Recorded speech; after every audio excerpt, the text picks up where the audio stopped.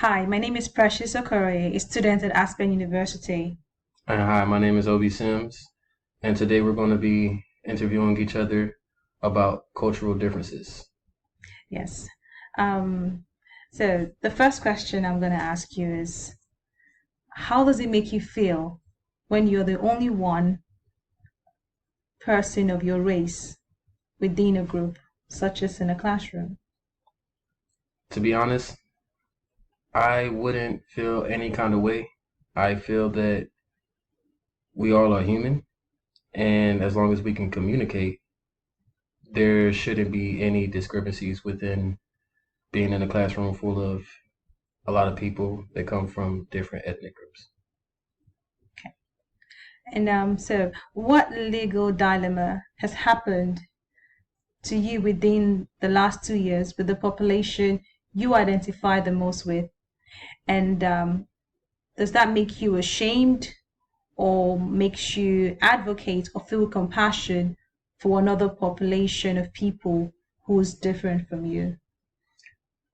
To be honest, the George Floyd situation Mm, made me feel like I would become an advocate advocate, okay. because honestly, I felt like had it been a different ethnic group or ethnic, somebody from a different ethnic background, the situation would have been handled completely different. We go so far back and to be oppressed, you know, a lot of people don't know how to come out of that. So that's why I would say an advocate because I would want to show people no matter what color of our skin is, we're all the same. Okay. Thank you for that answer. What stereotypes do you think people have about you because of your race or gender?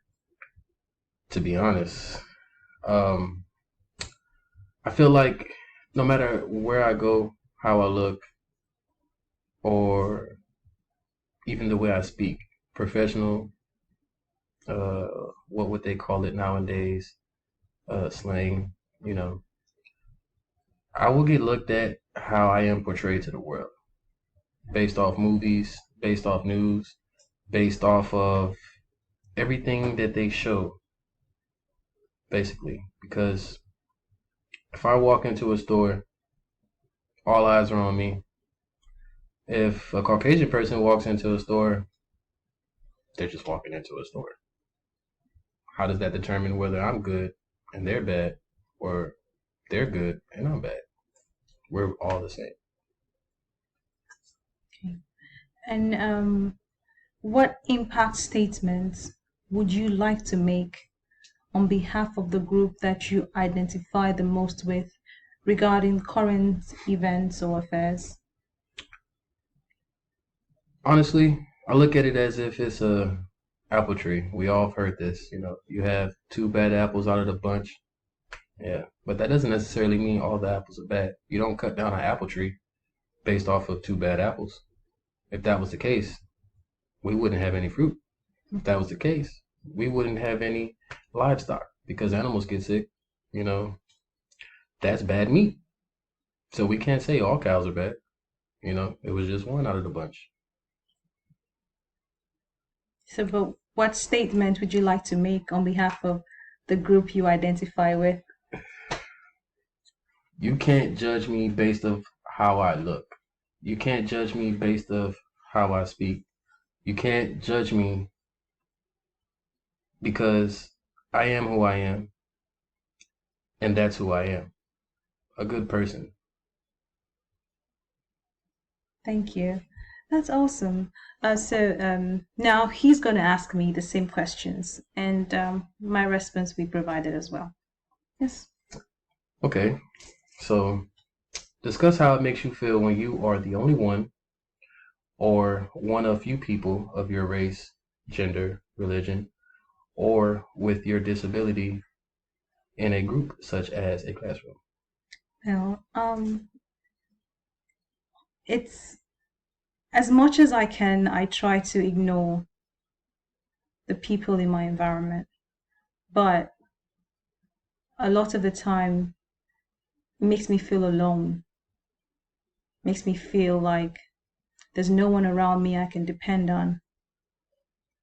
It makes me feel sad and makes me feel depressed. And I hate to feel that way. But I always hide it with a smile. Yeah. I'm sorry. Thank you for your answer. I'm sorry you feel that way. What legal or ethical dilemma has happened within the last 2 years with the population you identified the most with that has made you ashamed or made you advocate or feel compassion for another population of people or individual who was different from you? Well, there's a lot of situation about George Floyd and Breonna Taylor and all these people. It breaks my heart to see that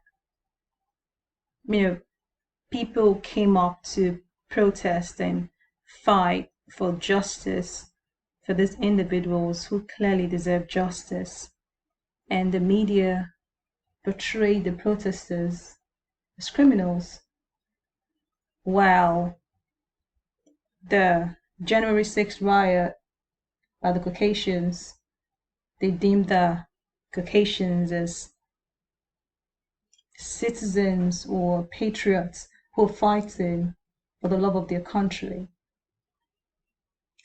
So I advocate and I fight for the rights of people who look like me, because I've come to see that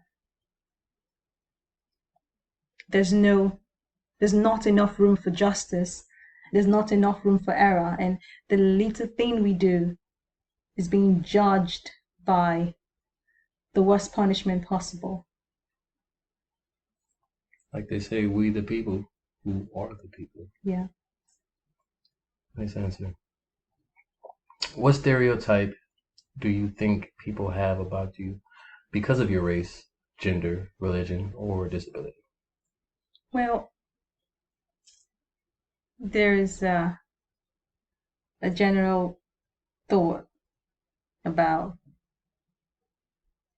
being a woman and the fact that you need to depend on a man for support.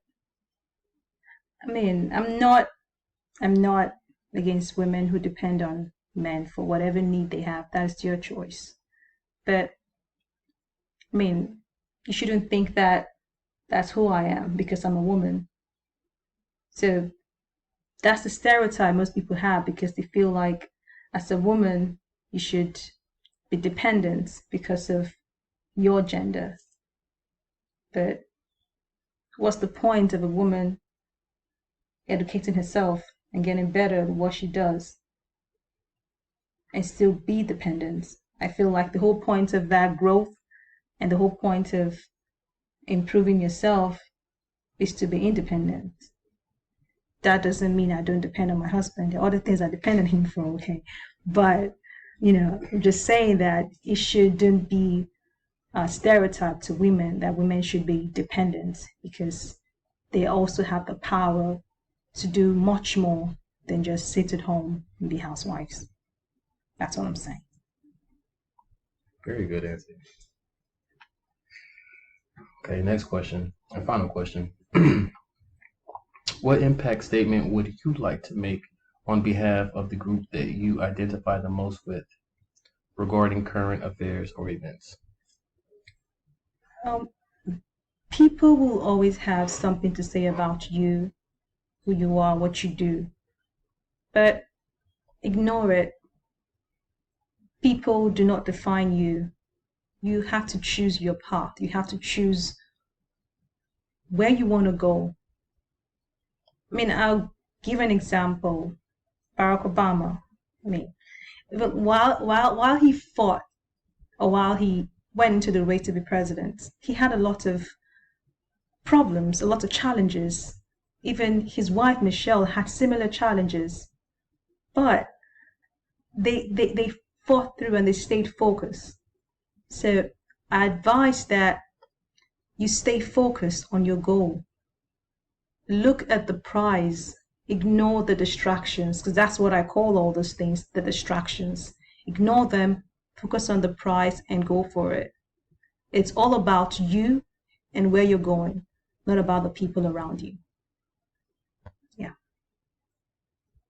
Okay, yeah.